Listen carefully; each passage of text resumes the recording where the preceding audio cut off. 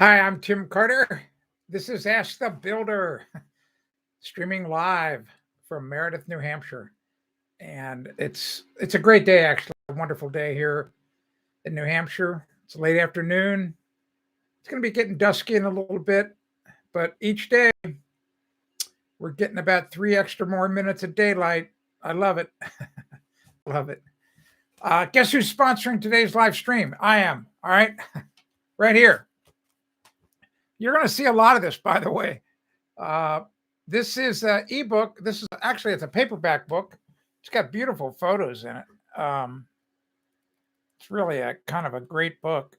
It's a really easy read, and what it's about, you can have it for free. It's all yours. I just put a link in the description here, right here. I'll do it right now, and I'll explain it to you. So this, just like the subtitle says, why your asphalt shingles are falling apart and what you can do about it. I was the victim of what I think was some really unethical activity by at least one of the asphalt roofing manufacturers. They were selling a product that they said would last 30 years, and they knew it would never do that. They knew that. All right. They knew it.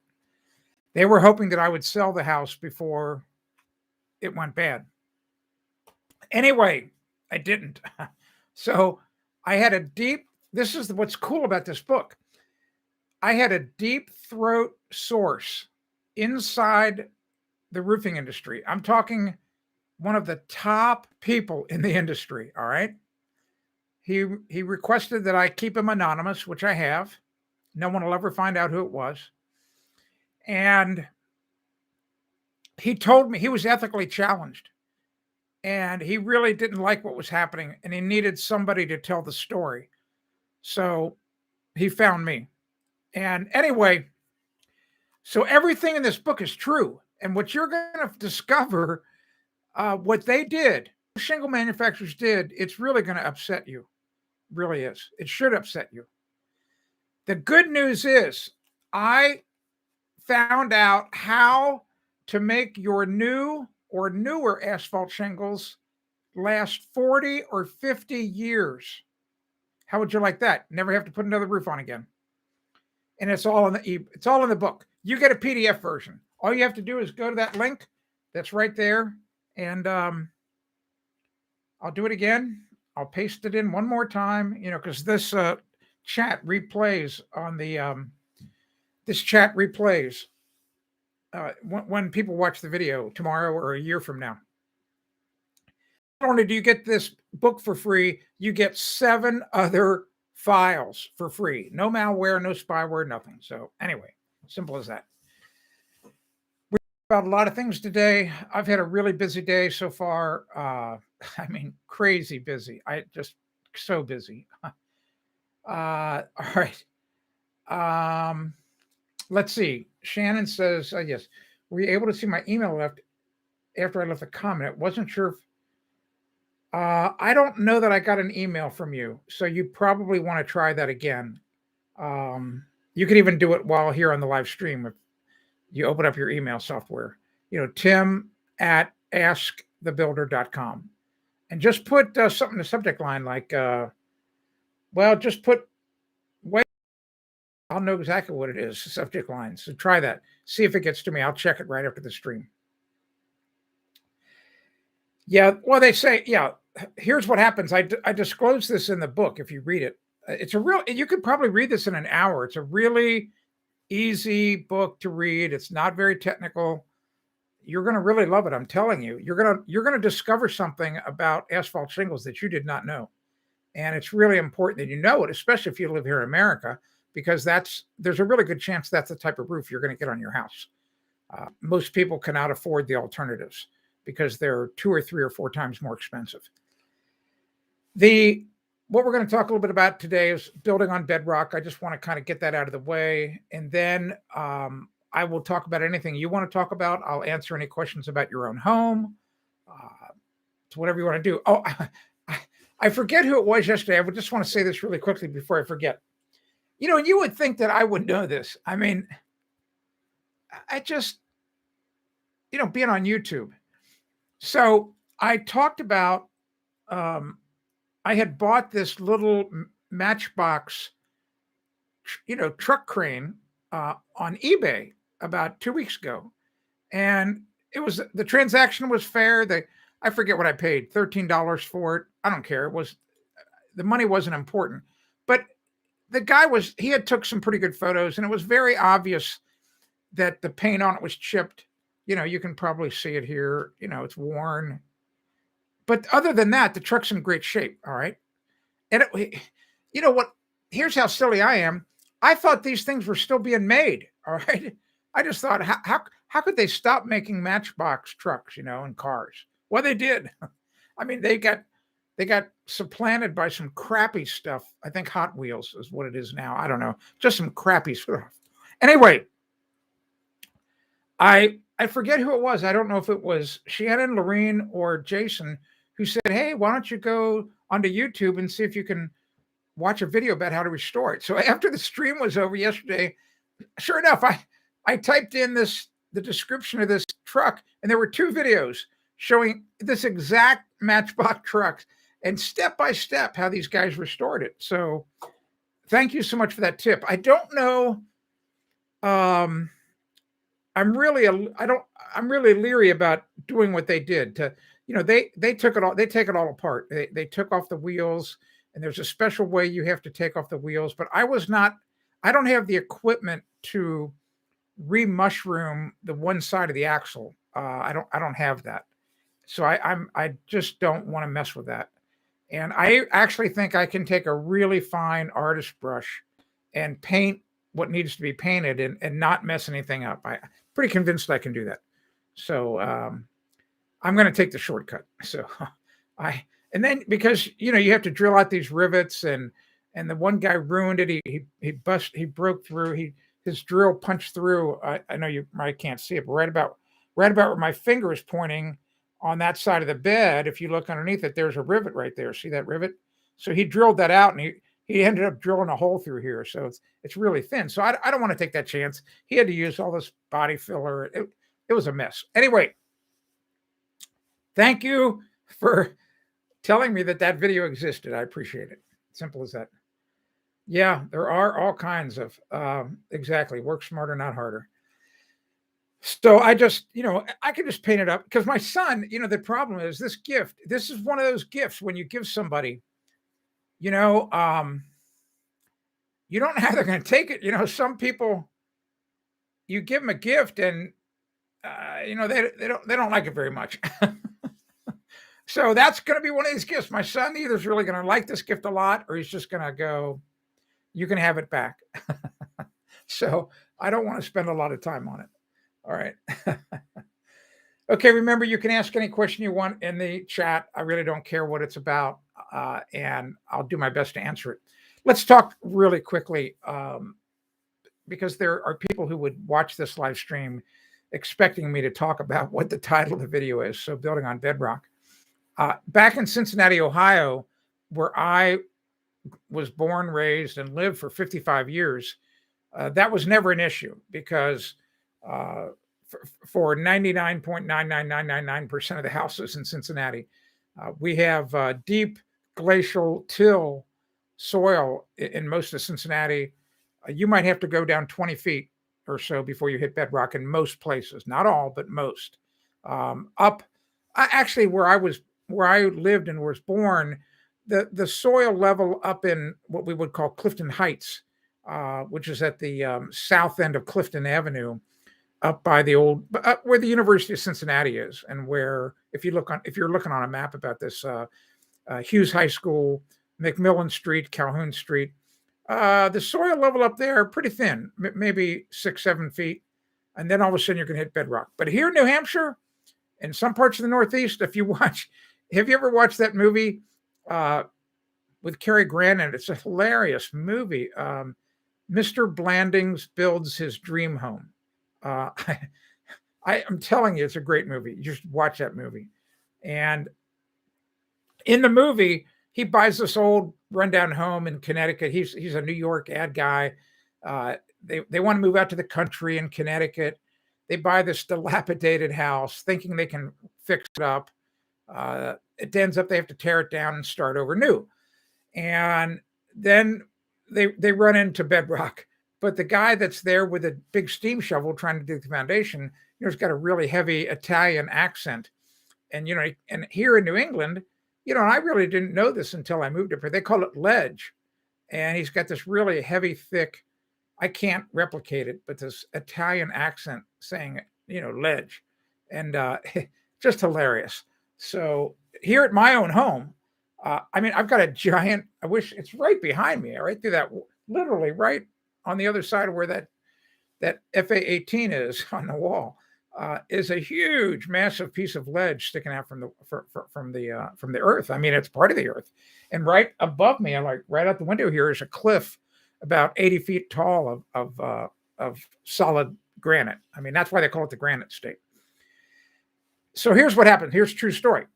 So yeah, Hot Wheels, exactly. Hit Wheels and Matchbox. I think I know that. Hey, Will, how you doing? Good that you're here. You know what to do. Watch out for those bad people. All right. Right above me, I live in an HOA. It was funny. I was talking to my daughter about it this morning. I will never again will I live in an HOA. All right. I never intended to live here this long. It's a long story. And I'm never living in a condo. I'm not doing it. All right. So anyway, there are 60 building lots in our HOA, and the development was developed maybe, I guess the developer might have started 25, 30 years ago. The first developer went bankrupt. His timing might have been off, and he went way over budget on his blasting. He went bankrupt because he had to spend too much money just putting in the road. And anyway, there were 3 building lots above me, right above my home here, and that are part of this beautiful view. And the reason why is because, and this is really, if you're getting ready to buy, if you're thinking about buying land, especially in the Northeast here, you need to do your homework. The photo that I used today as the thumbnail for this live stream is a photo that I took about 3 years ago in the Pemigewasset River, and it's got glacial striations. You'll see those real shallow, cupped, carved marks in the solid rock. That was done by the last continental glacier that was here just 15,000 years ago. And when it passed over where I am, like where I'm sitting right now, if we could go back in time, say 20,000 years ago, which is just a blink of an eye in geologic time, I would be underneath. Well, I'd be crushed. I'd probably be as thick as a piece of paper, but there probably was about 3,500 feet of ice on top of me. Anyway, that ice sheet, as it came across the tops of the hills here in New Hampshire, literally, it just bulldozed all of the soil off. And in 15,000 years, when the glaciers pretty much were starting to go away, going back north, about from here, right from where I am, about 15,000 years ago, there's only been about 6 inches of topsoil that's been produced in that amount of time. All right. Because, it gets eroded off. But I could take you up into the woods right now, and we could put a shovel down, get maybe 6, maybe 8 inches in places, and then we're hitting solid rock. This past summer, a person bought one of those lots, and his house is under roof now. He won't. I don't think he'll be lucky to move in by, I'm going to say, July. It'll be interesting to see how it progresses.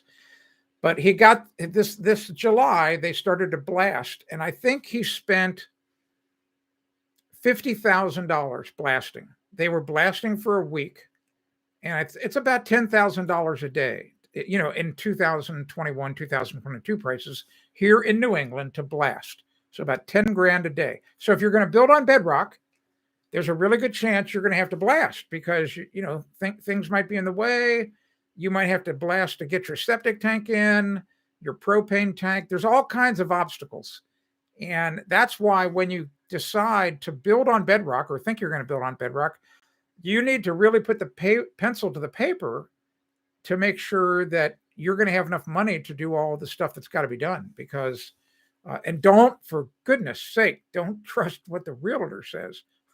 I I was a realtor for 20 plus years in Ohio. I was a broker. I had my broker's license. Um, it didn't mean anything when I came to New Hampshire. There's no reciprocity between the two states. So I had to give my broker's license up, and there was no way that I was going to go through all of that process again to be a broker in New Hampshire. I didn't want to do that, and I wasn't going to practice real estate up here. But real estate agents, many of them, not all, many are have a reputation for, really exaggerated language and descriptive, just descriptive language to make a deal happen. I don't know if they're always telling all of the truth. All right. So anyway, just be careful about Bedrock. Simple as that. If you have any questions, put them in the chat. I'm going to get caught up on the chat right now. And restores an excellent restoration channel. Okay, that restores Tonka trucks. And yeah, exactly. When I watched that video of the guy, the two people restoring this little Matchbox truck, and I watched another one. I watched another video of a guy doing a Matchbox pickup truck. I quickly thought, this is. I know I've got the skill to do it. I've got the patience to do it, but I don't have airbrush spray painting equipment. I don't have a horizontal. You need a horizontal lathe to do. If you want to get, it's really hard to see in here, but I apologize for that, the quality of this camera. But the tips of the axles, they're mushroomed. That's what keeps the wheel on, and it's. I can't take this call right now. I'm sorry. He'll. Hey Chris, I need to call you back. Okay, I'm doing a live video stream. I'll call you back in about an hour. All right. Sorry about that. That was a call I had to take. How embarrassing. But it was really important to get a hold of this guy. And here, I'll tell you why real quickly. So that's a fellow ham radio operator. I wrote one of the things I did this morning before I went live. Jason asked me how I was doing today. I said, dude, I've been so busy. So one of the to-do list is I needed to finish this pretty long article I had written about a special antenna and a special thing we did this past summer, back in July, at the rally. I'm the chief of communications for that rally, and it's a really long story, but I needed to get this article submitted along with photographs to hopefully it's going to be the cover story in the QST magazine that comes out in April, maybe May, but I think it's the April issue. And I just had to get it done. And one of the photos that I wanted to use, you have to provide a caption. And I was 99% positive it was the person who just called me. So I emailed him about an hour ago saying, you got to call me as soon as possible, because I need to make sure that the caption's right. So anyway, that's what the call was about. But it's going to be a really great article. If that magazine does not publish it, I'll go to another one. And if they don't publish it, I'll then put it on my radio blog if you're interested in reading it. But you may not care about it. But it was a pretty good article. It'll really do well as the cover story is all I can tell you. So, okay, let's get caught up here. The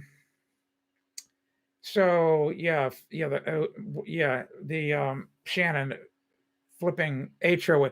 The problem with the HOAs, in my opinion, it's just a little tribe. It's its own little political entity, and there are these power struggles, in it, and there's a really bad power struggle going on. It's been going on with actually one of the original guys, one of the original people that built here. And it just makes everything uncomfortable, so I pretty much disconnect from it. I don't, I actually want, and what happens is we have people who are blatantly, violating the bylaws. So I don't call them bylaws anymore. I just call them recommendations. I go, it's just recommended common land, obviously, because all these other people are cutting down trees on common land so that they can get a view to the lake. All right. So, and they don't seem to get punished, or it's horrible. So I just go, you know what? I'm just going to break the laws that I want to break that make my life easier. And as soon as everybody else starts obeying the laws, then I'll start obeying the laws. I mean, that seems fair, right? I mean, if everybody else is treating the bylaws as recommendations, I think I'll just do that too. So I told that to the leaders, the leadership. Anyway, enough of that. So Shannon wants to know, are the paint? I don't know. I don't know if they're easy to find. I didn't even know about that paint codes. What all of every single restoration video I watched yesterday afternoon, the people were just custom making their own paint. I mean, they were just taking, for example, the pickup truck that I watched video. It was a very, I want to call it a very hot orange color. It was a very reddish orange. So the person that was doing the video, they just took some yellow paint and, a little bit of yellow paint and started dropping in red into it, mixed it up until it got to the colors. In other words, like right now, what I would have to do is I would have to mix up, and they always stripped all the paint off. They would take everything apart, strip the things apart, take everything apart, strip all the old paint off and start back new. Not me, man. I'm going to clean this thing up, soap and water. It's not going to rust because it's all aluminum. And the only thing that is steel are these axles, but I'll dry those off and get it nice and clean. And I already know the paint that I'm going to use will stick to the existing. But, what you do is you have to do for example, in my case, like when I go to match the green, the best way to match the green is to match the underside. Because the underside of the truck, this green here, has not seen much sunlight. It's probably very close to the original color. And that would be the same thing but although you can't really see it, the same way to a degree on the inside of the boom of the crane, try to match the orange there. So I'll try to get color matches, and they were just dabbing a little bit of like a drop of the paint from a toothpick onto either here or the roof of the, wherever, to see how close they were getting. So it's science. And I have no trouble. I actually have a column on my website about how to own your own paint. So that's probably what I'm going to do. Okay, here we go. Let me get caught up. Tim, I saw something and thought of you. U.S. Midway Museum radio team will be in contact. Yeah, that's great. So they're obviously, my guess would be they're doing what we call in the hobby a special event. So it could be a special event. And I can look that up. Thank you. I'll write that down. I'll just go online. You could actually do it if you don't mind while I'm talking. So just type in that into Google, USS Midway Museum special. That's what I would do, is type in USS Midway Ham Radio special event. So see what comes up.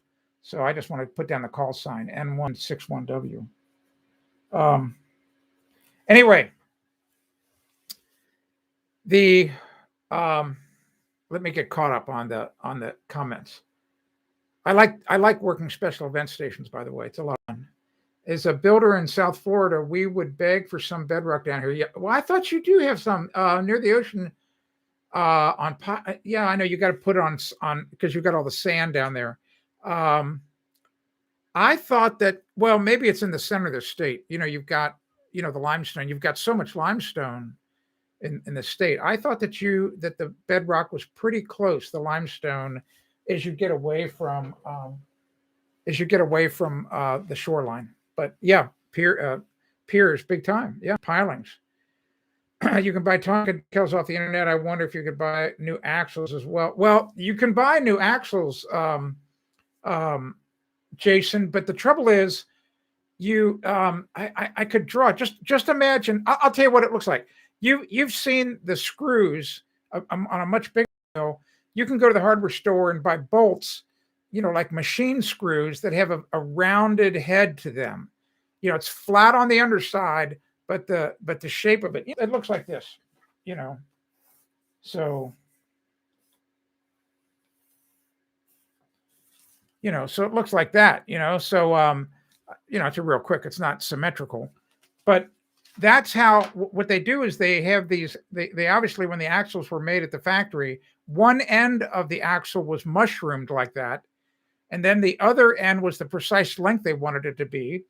They they they put it in between two things, and then the end that was long that was not mushroomed would then get mushroomed to match, because these look perfect. They're beautiful. If you look at them under that Hastings triplet. But on a couple of videos I watched, the guys that were trying to re-mushroom them, they did a horrible job. I mean, in my opinion, they ruined the truck. It's like, oh my God, who was that? It looked horrible. So you have to have the right. There was a guy in the one video that showed exactly how to mushroom them, but you have to have a horizontal lathe with a special fitting on it to do it. Anyway.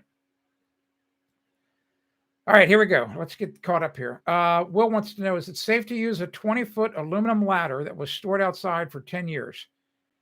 Some rungs have swollen, but no separation. So this is a rhetorical question. Why would the rungs have swollen if it's aluminum? Aluminum doesn't swell. I mean, they must have filled with water and froze, would be my guess.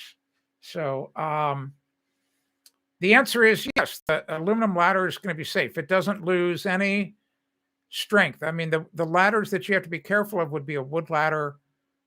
You would want to be careful of a fiberglass ladder that was stored outside that maybe was always in the sun, because the ultraviolet might.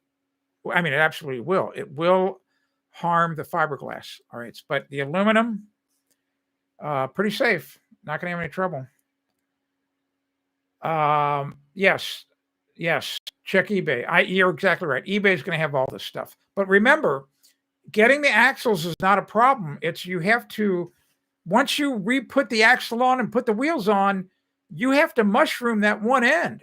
All right. So if you don't have the horizontal lathe with a special thing that's going to mushroom it, I don't know how you're going to do it.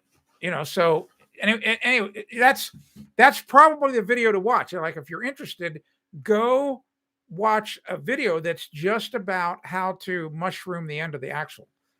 Maybe somebody's got a great video showing close-ups. The videos that I watched, the video production was not the best. All right, I'm not trying to get off onto a tangent there. Here's ever.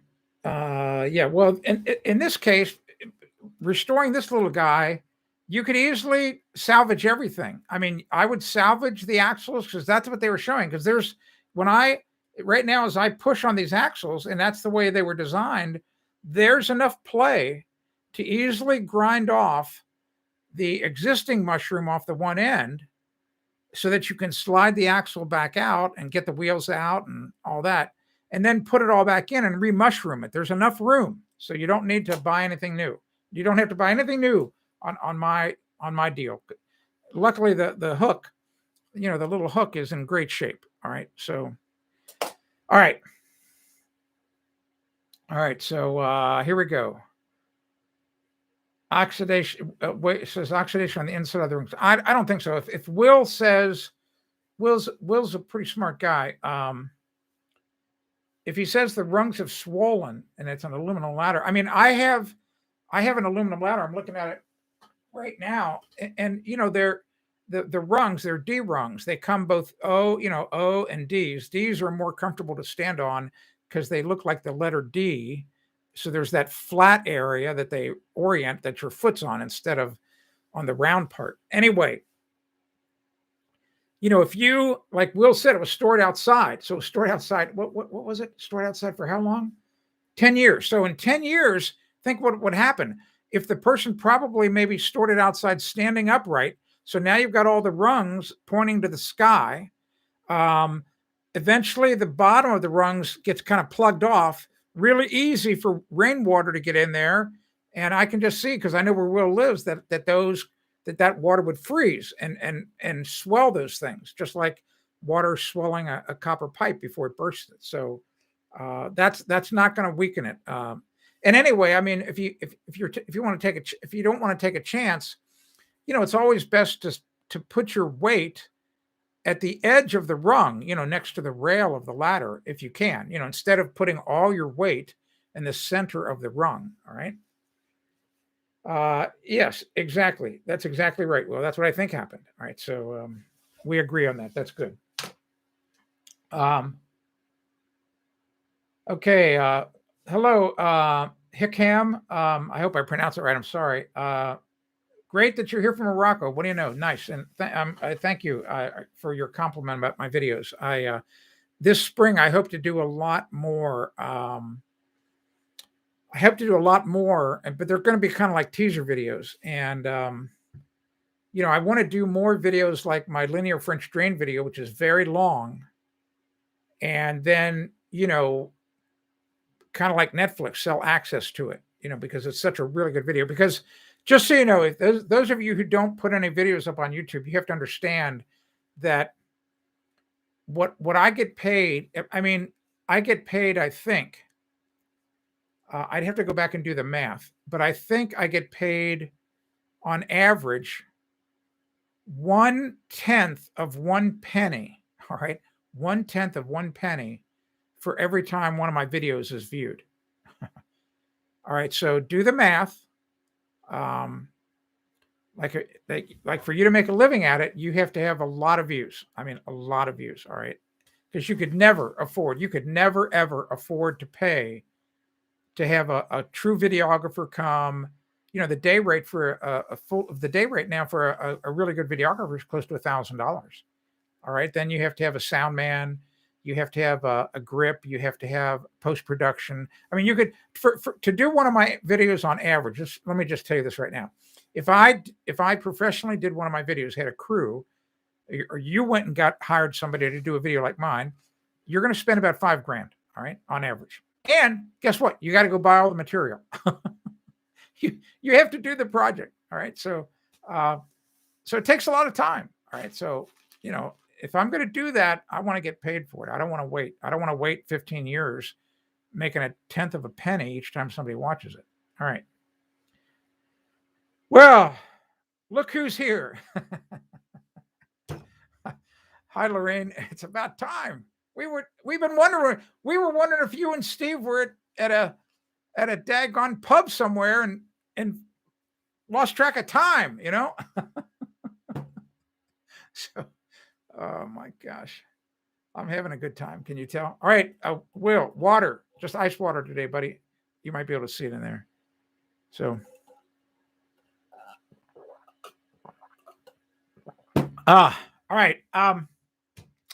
What? Okay, so I'm gonna leave it up to you. Yeah.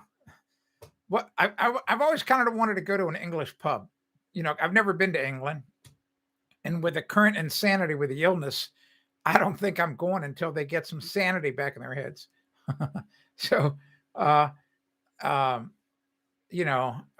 this whole, I was dreaming about this the other night. All right, so I'm going to talk a little bit about the illness. All right, so you hear all this talk, about these vaccine passports. Got to have a vaccine passport. So in my dream, I asked the person, I go, who wanted to see the passport. I said, what's the purpose of getting shot with a vaccine? Why would anybody want to do that? And the guy answered, he goes, well, it's like a shield. In other words, if you get vaccinated, then you don't get sick from the illness. Oh, okay. All right. That's kind of like, I got vaccinated when I was a little kid for polio. I didn't get polio, so I guess he's right. Of course he's right. If you get the really good vaccine. All right. So I answered him. I said, well, what about all the people who contracted the illness and survived? They have better immunity, and they have a better shield, because that's really what they're talking about, a better shield than the people who get the jab. What about that? So how about I just come back with you instead of having one of those, the passport that you want? I can go to my doctor and he'll sign a paper that says he diagnosed me with COVID, or with, oh, I said it, with the illness, and I got better, and now I have this natural. So that's what my dream was about. So until such time as all these countries agree to do that, but they're not going to want to do that because they want everybody to get jabbed. And so you should also wonder about that. Why do they want everybody to get jabbed? All right. Especially when millions and tens of millions, hundreds of millions of people across the world are like me. They've already gotten it and they're still on this side of the grass. All right. I got the best immunity you can get. All right. Enough of that. That was my dream. Well, you might not find it on ARRL, Shannon. You would just type into Google that club, whoever's doing that, the museum, the radio team at the USS Midway Museum, they might have their own website. So if they've set up a special event page, see, I would just type into Google special event USS Midway Museum. And hopefully if they've created a page with all the details, because that's typically what happens. The radio operators create a page because there's certain information we need to know, us operators need to know to be able to contact them. So that page should exist. So keep trying. All right. Here, Lorene says, I sent my daughter to school in London. She stayed with family. They paid her schooling there. Interesting. Wow, that's very nice of them. Very nice. Very nice of them. All right. So whatever you want to talk about today, I can turn the floor over to you. Just go ahead and put it in the chat. I really pretty much don't care. I talked about the Bedrock. Hey, Frank. Frank, my buddy. Frank's a really good ham radio operator. Hey, Frank. He lives just a few miles away from here. Yes, exactly, Frank. Exactly. Exactly. We try to stay away from talking about the illness. I don't call it what it is because I don't want to get flagged by YouTube. But hey, how you doing, Little? So anyway, but you're exactly right. Frank, you and I know Frank and I are good friends. Frank, gosh, Frank, how long we've known each other for how long? I would say 7-8 years.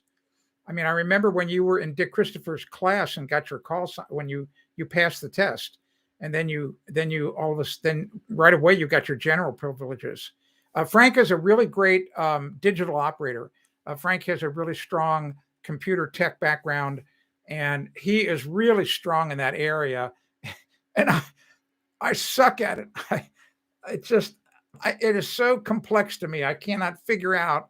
The radios are so complex. I cannot figure, and I can hear him laughing right now. I can hear Frank's laugh. It's a very characteristic laugh. And he's just grinning ear to ear, thinking like, I'm putting words in his mouth, but he's going like, you idiot. He goes, Tim, you smart guy. I know you can figure this out. No, I've tried. All right. So it's so flipping hard. All right. So anyway, I'll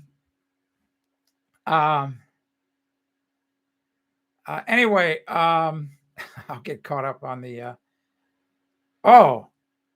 definitely visit London. It's on my bucket list. I mean, I so want to go to the UK like crazy. I mean, I know I could spend 2 months there and not see everything I want to see. So but I'm just telling you right now, if they're not already saying this, they're going to. I mean, they're just going to.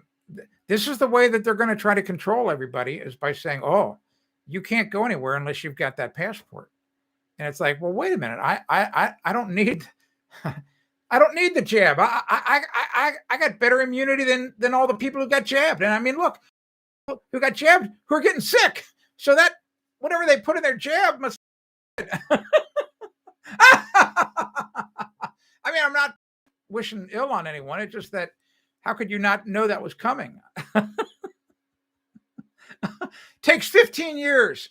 Takes 15 years to develop, some really good drugs like that, typically. And somehow magically they can get it ready in 10 months. Oh my gosh. All right. Yes. Look at you. Show off 3,000 contacts on digital radio. Daggone you anyhow. But good for you. Frank is such a great guy. Oh my gosh. Hey, I'll just say this, a little sidebar. Let's go have lunch together one day here soon. All right. So I'll call you tomorrow morning.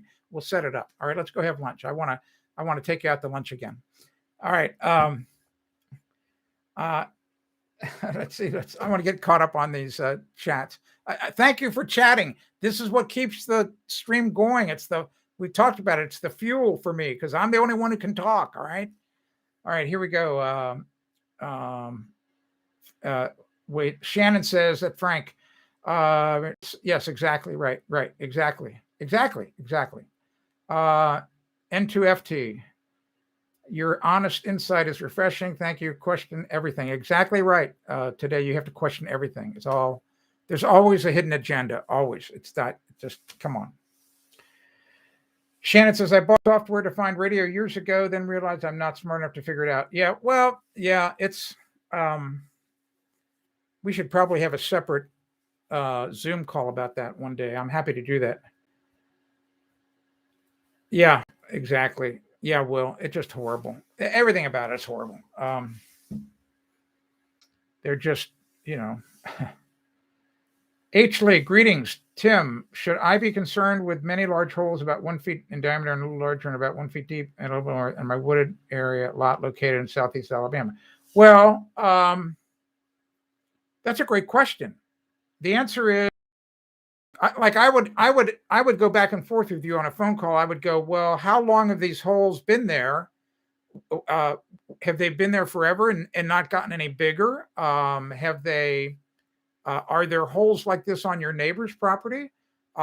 Is it possible these holes are being created by, a pesky groundhog or, some other type of animal? Like here in New Hampshire, we have these horrible chipmunks that just, those little guys they just burrow like crazy. So I would, you just need to do a little of an investigation to find out how widespread the problem is. But I would think my gut's telling me it's not a big issue. I mean, it's only a big issue if they appear out of nowhere and they're getting larger, so it's like right then the yellow flashing light goes off on my head saying, because that's not normal. All right. So that's not normal. So, all right, let's get caught up. So little Trev, I don't know who your teacher is, and I don't know. I don't know anything about that, so I can't help you out there. I don't know if you're talking to me or somebody else. Yes, yeah, Shannon's right, Frank. If you're still here, you would do really well on a live stream on digital radio. I would watch that. I can tell you that right now. Yeah, exactly. That's exactly right. Be more morons. Oh my gosh. Anyway, whatever you want to talk about, we don't want to go too deep into the illness, all right? Because what's going to happen is if I get caught, they could just axe me, and so no more live streams. They get rid of the Ask the Builder channel. So we really don't want to do that. So let's do that on a oh, I get it. I see. Oh, now I understand. I got it.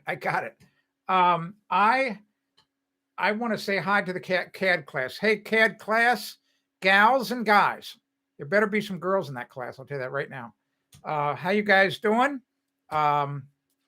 I am happy, just so you know, I have made this offer to certain teachers. If you want to Skype me in one day to your class to ask questions, answer questions or whatever, I'm happy to do that. So you need to talk to your teacher. And yeah, Frank, I'll show you how to do live stream. You need to talk to your teacher. It's easy to get a hold of me. Just go to the askthebuilder.com webpage, find the Ask Tim page. There's a form there, fill it out, have your teacher fill it out.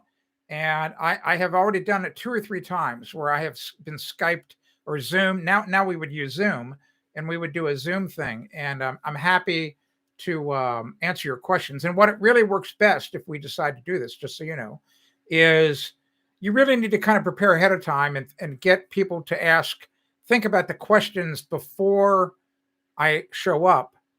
Not because most people kind of freeze when they're put on the spot to think of a question, and it's really best to think of real situations. Like where you might ask me, "Hey, we have to draw this, or we're drawing this, but in the real world, when you build this, how do you do it?" I mean, that might be a really interesting rabbit hole to go down, because you might be drawing it in your CAD class, and it's like we look at your CAD drawing, and go, "What the heck did this guy do out in the field?" All right. Anyway, um, so anyway, Mister. All right, I'm gonna say hi to him. Yeah, you bet. I think it's Amarel is how I would pronounce it. So, Mr. Amarel, how you doing? Tim Carter asked the builder. I would love to do a Zoom call, a short one. When one of your classes, I'm happy to answer any questions from your CAD students, because young people they're our future, and we want to really prepare them really well and make them as good as they can be when they come out of school. So, Mr. Amarel, oh, in Germany, you're in Germany. Oh, in Germany. I say, well, if that'd even be better. I would love. Now, the only problem is if this class, uh, little Trev, if it's in Germany, I don't speak German, so you're going to have a translator. I took 2 years of it in college. Don't know any of it. All right. So anyway, hi, Mr. Amarel, and happy to do a Zoom call into your CAD class if you want to make it happen. Look who's here. Steve, you had to work late again. Oh, we've just been having a good time. We talked a lot. We talked a little bit about building on Bedrock and how expensive it is to blast. We talked a lot about, I got advice yesterday from, I can't remember who it was, if it was Shannon or Lorene, about going online and watching a video about how to restore. This thing's like 50 years old. These little trucks, this is aluminum. It was made in the 1960s by an English company, Steve. It's got it right here in the bottom. It says right here, made in England, Lesney, the Lesney company. So anyway, we talked a little bit about that. We just were talking about the illness. You can look through the chat and see that. So I'm trying to keep that tamped down a little bit because we don't want me to get canceled. All right. All right. Let's see here. Oh, okay. You're in the USA. Good. Good. All right. So that would make it so much easier to do. Okay. All right. Oh, so everybody thinks I'm trying to get caught up on the chat. A lot of stuff going on in the chat here. It must be about that animal in Alabama that's making the holes or whatever it is. All right, here we go. I'm trying to get caught up. Oh, okay. Burying crayfish that they might. Okay, there you go. All right. So Will's got a question. Is there a specific length above the roof line? Yes. There used. Well, Will, here's the trouble. So I don't stay current with the code at all. And here's the reason why. So the building code changes every 3 years. So that makes it hard enough. All right. But it gets worse. Each local town or city can change the code. In other words, there may be a part in the code that says, do this. And the local building inspector says, I'm not doing that. We're not doing that here. We're not going to do that. Screw that. Or they can make it harder. All right. So understand that the building code is really just a big set of recommendations. It's recommended that you do it. So in many, many places, I don't want to say that the building inspectors are lazy. It's not that. They just go, okay, we're just going to do it the way the code says. All right. So I can't, I can't keep track of what they're doing in Ohio or California or Florida or Wisconsin. It's impossible. All right. So, and I'll give you an example of it. So in the most recent code, they changed this. And I just thought it was insanity. They changed how winder, you know what winder steps are? Winders are basically a circular staircase, but you can have a partial set of winders where a set of steps comes down. And instead of hitting a landing and then turning 90 degrees, to save space, you can have the landing be 3 winders. Well, in the old days, those used to meet at a point on the, at the inside of the 90. Well, now they say, oh, you have to have a 6-inch radius there. Like, what? Like, why do you have to have a 6-inch radius there? They say, oh, because the old winders were too dangerous. Because when it comes to that point, the treads are really narrow and people would trip and fall. Really? Can you cite for me how many people fell and broke their ankles or their arms on these winders? No, I can't. We can't do that. We just think it'll happen. Oh, really? Have you ever walked up a set of winders, Mr. Code Official? Well, no, not really. I just looked at pictures of them. Oh, really? Well, I suggest that you walk up. Did you ever notice on the winder steps where the handrail was? It's on the other side of the staircase. Oh, yeah, I have noticed that now that you mentioned that. Oh, okay. So why don't you then go to a staircase and put your hand on the handrail and start to walk up the stairs and only walk up 3 steps. It could be a regular single, a straight flight, and stop and take a tape and don't move your feet. Don't move them. Take a tape measure out and measure from the wall over to where the center of your 2 feet is. Guess what you're going to find out, Mr. Inspector? You're going to find out that your feet are only about 12 to 13 inches away from the wall. Oh, now go down to the winders, measure 12 to 14 inches away from the wall, the far wall, see how big the treads are. Oh, guess what? They're bigger than the treads up on the main staircase. Instead of the treads being 10 inches on the main staircase, on the winders, they're like 14, 15 inches. Idiots. So that's the problem with the code. All right, sorry about that rant. It just drives me nuts. I could give you story after story after story about things in the code I just shake my head at. Like, what idiot would build their house that way? Only an idiot would do it. Remember, I'll just say this and I'll go on. The code, it's a set of minimum standards. Did you hear what I said? It's a set of minimum standards. That means that if you build your house to code, it's like getting a 70% on a test. You just barely passed by 1 point. All right. Well, the old code said that let's see if I get this right, that the top of the chimney had to be at least 2 feet higher than a point 10 feet away horizontally. I think that's what it used to say. You can go online and you can see diagrams of what the code says about that.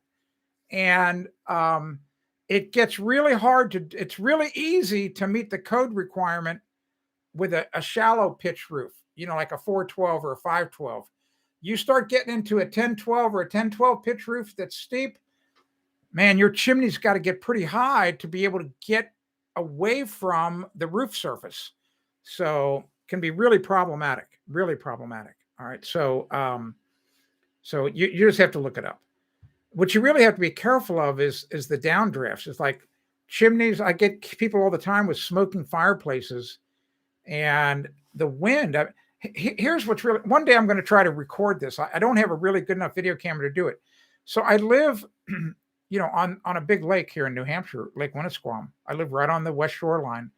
And on windy days, like in the summer and the fall, so I have this big cliff behind me, this big hill. And when the wind comes out of the west, all right, so the hill is it's got to be 150 feet above the water. Got to be. So here's what happens. The wind is coming across, it's blowing across the ground. It hits that hill. I can't see it. It's invisible, but I can see the result. It must go up in the air like a car jump.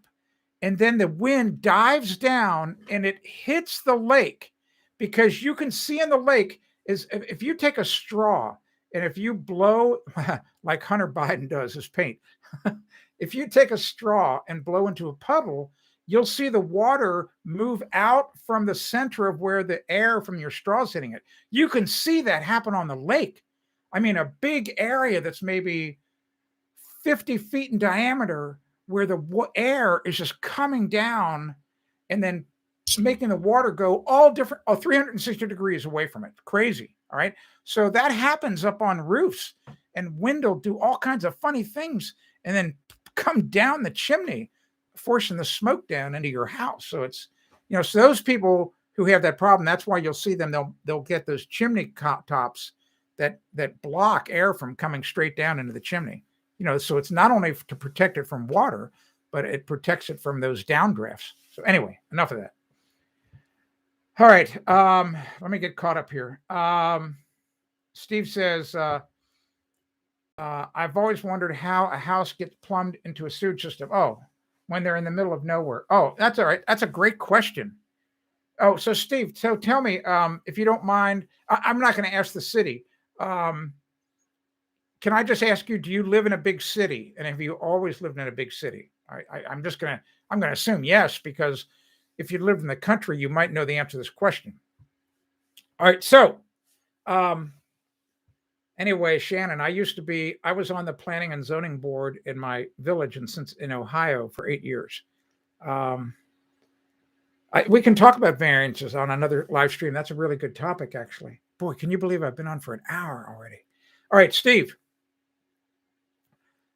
What happens here, like at my house, like most of the people that live around me, I mean, every house within sight of my house, let me put it this way, every house within a 5-mile radius of where I live, every house, and that's hundreds and hundreds of houses, they all have septic systems, all right? Because there's no sewer to, yes, okay, you live in London. I figured you did. I didn't know if you'd want to say where you lived, all right? So that's why I just said big city. So we don't have any, if you go into town, like the town I live in is called Meredith, but Meredith is a big area. And if you go down to the actual town center where the town hall is and where the post office is and some of the little shops, they've got sewers down there because the houses are all very tightly compacted on small lots, just like, heck, in London, I've seen photographs. Many of you don't even have yards. Maybe you've got this very small backyard, but the houses are just jammed up right next to each other. No side yard. Like I see row houses in New York City and in Philadelphia here in the United States. All right. So you don't have enough room to put a septic system in. All right. So we have septic systems. So Will probably has a septic system. I have one. And here's what happens. So we have a sewer pipe, 4-inch diameter, that leaves the house, just like you probably have in London. And the sewer pipe goes out to this big concrete box. And they come in different sizes, like 500 gallon, 700 gallon, 1,000 gallon. The size of the tank depends on how many bedrooms are in the home, because that's how they calculate the anticipated flow, how much sewage there might be. So a 1-bedroom or 2-bedroom house might only have a 500 gallon tank. All right. The sewage comes into this tank and the stuff kind of settles out. And here's what's interesting. There's an inlet hole and there's an outlet hole. So when you flush the toilet here in America, only 1.6 gallons of water is supposed to come out of the toilet, but you get the 1.6 gallons plus maybe another half gallon of water that's going through the overflow tube. Anyway, so let's just say 2 gallons of water enters the tank. So for every gallon of water that enters the tank, another gallon of water immediately goes out. And that water that goes out has been kind of in the tank. The way it's all supposed to work, it's kind of on the other side of the tank, and it's supposed to have maybe been there for a day or two, and kind of the bacteria has been working on it. So anyway, the water that goes out of the tank then goes to, and I've got some great photographs on my website. So I just actually loaded some new ones. Just go to askthebuilder.com, Steve, and type in septic system, septic tank. and look at all of my columns and look at these photos. I just loaded some really beautiful photos I took back in September of a new installation nearby where you can see the pipes in the what we call the leach field. Because what happens, that water flows out of the septic tank and the bacteria has been working on it. It goes into the leach field, and the leach fields are designed that water then gets distributed through a network of pipes that look like, just think of how a blank crossword puzzle looks like, before you start filling it in. All these, pipes go on one way and pipes go on another way, like graph paper in a way, but on a bigger scale. And those pipes have holes in them. All right. And then these pipes are put in sand, and a big thick layer of sand, maybe 18 inches of sand. And this partially treated water out of the septic sand, and after, get this you're going to find hard to believe. After it travels about 6 inches to maybe a foot, it's been purified. Crazy, because there's bacteria and things in the soil that will attack any of the bad stuff that's still in that, we call it effluent. So that's how it works. So in certain areas, the way septic here, you should probably watch a video of how real big, like the sewage systems in London, how they work. The only, what they do there, most people just can't find, they find this so hard to believe. All your sewage from your house goes into the sewer systems in London, goes down to the sewage plant, goes into a giant holding tank where the solids settle out, and then they move it to a secondary treatment tank where all they do is put air into it. That's it. They just aerate this sewage, just air from the, that you breathe. All right. And then guess what they do with it? They dump it back in the Thames River. So you need to find out where the sewage plants are, and do not ever get in the water, downstream from the sewage plants. Ever. Never. Ever. Don't ever do that. So I hope that answers your question. Yeah. Yes, Shannon, the septic systems work great. What Steve, here's what you need to know about septic systems. They work really, really well as long as the only thing that you put in them is what comes out of your body and is the least amount of toilet paper you can put in. All right. You never want to pour, like when I was in Cincinnati, because I was on a city sewer, I didn't think anything of emulsifying grease and putting that down the sewage line. I didn't think anything of cleaning paintbrushes in my slop sink, that nasty latex paint. What did I care? I didn't own the sewage plant, although I was paying the sewage bill. So you do that here on a septic tank, you will ruin the leach field in no time flat. So you have to, so what I try to, when I draw plumbing plans for people, what I always do is I put in a slop sink, what we call it. I don't know what you call them in London or in England. A slop sink is just this, like in the laundry room. It's just a sink that you can just do anything you want in. It's not a nice sink like your kitchen sink. Anyway, I always pipe those so that they're a gray water pipe that just goes outside into a dry well, or it just goes onto the ground. So you could put anything. You could clean paintbrushes in my slop sink, but I didn't build my house. But when I build my next one, I can clean paintbrushes in the wintertime because that water is just going out onto the ground. It's not going into the septic tank. And I could clean greasy pots if I wanted to. But what I do now, and a lot of people do here who are on septic, they're smart. Like if you use a paper towel and it's not really dirty, if you waste one drying your hands, which my kids do it, I hate that. They're just wasting the paper towels. I save all those and I let them dry out. And then when we cook, once the pots and pans have cooled down a little bit, while the grease is still liquid, I will use those old paper towels and basically sop up all of the grease, out of the pan and put that in the garbage. All right. So I don't want that grease in the septic system. You can read all about it on my website. I've got some really, really, really good columns, I think, about septic systems, what to do and what not to do. All right.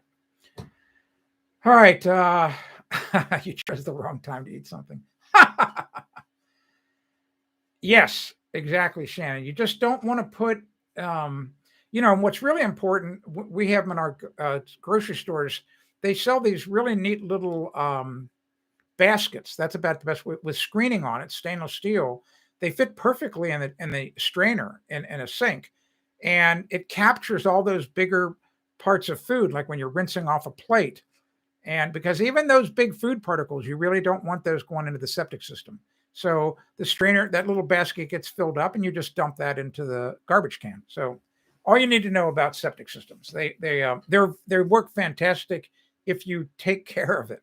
And then, oh, Steve, every 3 years, you're supposed to pump it. So we have companies that's all they do here. They have big trucks, big suction pumps on them, and they come out and they stick this tube down into the septic tank, and they suck the tank dry, and it's horrible. It's just nasty as can be. And then the septic tank's clean, and they don't clean it out. It's just that it's got a lot of the crap out of it, and then you start filling it back up again. So anyway, that's septic systems. Hope that helps you. Yeah. So I'm just telling you right now, if you have a septic system, all you want to go into it is what comes out of your body. That's it. And the smallest amount of toilet paper you can get by with. Seriously, don't. And the expensive 2-ply paper, it's hard on septic systems. If you want to watch kind of a neat video, if you've not ever watched it, maybe I shared it here early when I was doing the live streams.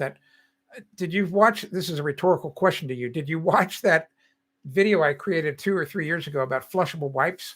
I set up my pipe scaffolding. I put a toilet 10 feet up in the air, and I started shooting videos showing all these different things, showing flushable wipes, toilet paper, whatever, being flushed down a toilet and traveling 70 feet. And then it dumped into a clear container. You need to watch that video.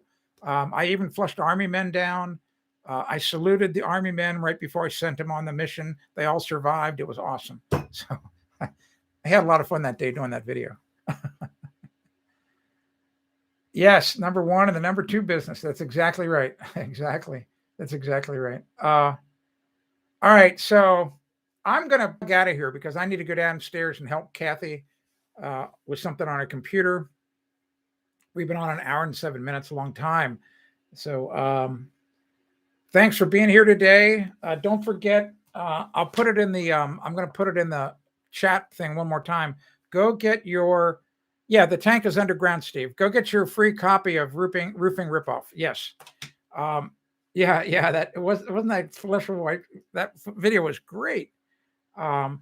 So here, I just put that link in again. Go to that link, get your free copy of the roofing ripoff book. It's a PDF file, and you're going to love it. You're going to love it. So, yes. Anyway, Steve, the tanks are underground, but they're not very deep. They only put them, the tanks themselves are about, I don't know, 5 feet high, maybe 6 feet wide, 7 feet wide at the most. And then depending on how many gallons, they'll get longer. So, like my tank here at my home, it's only got about, I don't know, 9 inches of soil cover on top of it. Not much, because you need to be able to, they've got these lids, these like manhole covers that you have to pull out so that they can put their hose down to get all the stuff out every 3 years when they pump it.